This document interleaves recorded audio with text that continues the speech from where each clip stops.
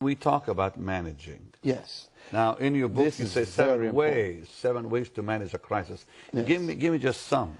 Pastor Benny, first of all, I believe that the reason God created man was for management. Really? I have never heard it put that way. When I read the Bible, people normally think I'm reading a different Bible.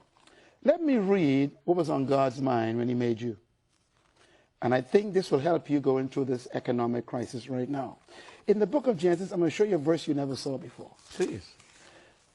I've read and reread and reread. Me too, until I found it.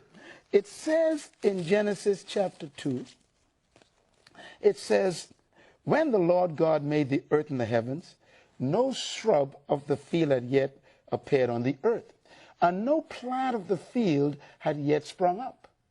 Why? Because the Lord God had not allowed it to rain on the earth. Why? Because there was no man to manage the earth. Now, that's a verse you and I never saw. Marvelous. This is powerful to me. First of all, God had a beautiful planet, but he didn't allow anything to grow, nothing to spring forth, nothing to emerge, nothing to prosper, because there was no manager. Okay, a few things I learned from this. Number one, God will never allow growth where there is no management. Wow, wow, wow. So instead of praying for things from God, pray for the management ability.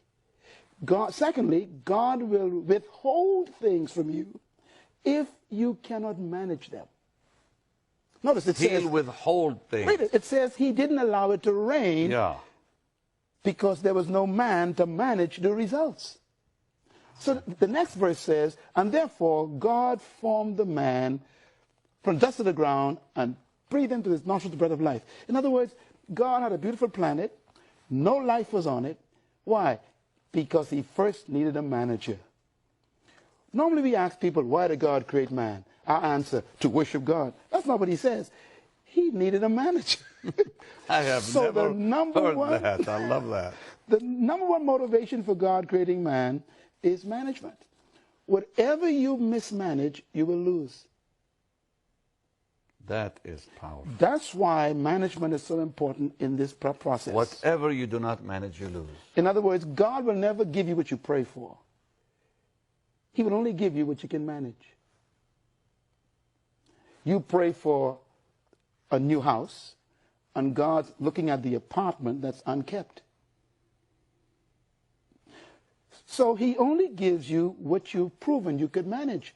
Some people get jealous of your ministry, but they don't understand the machinery behind this ministry to manage all that's necessary here.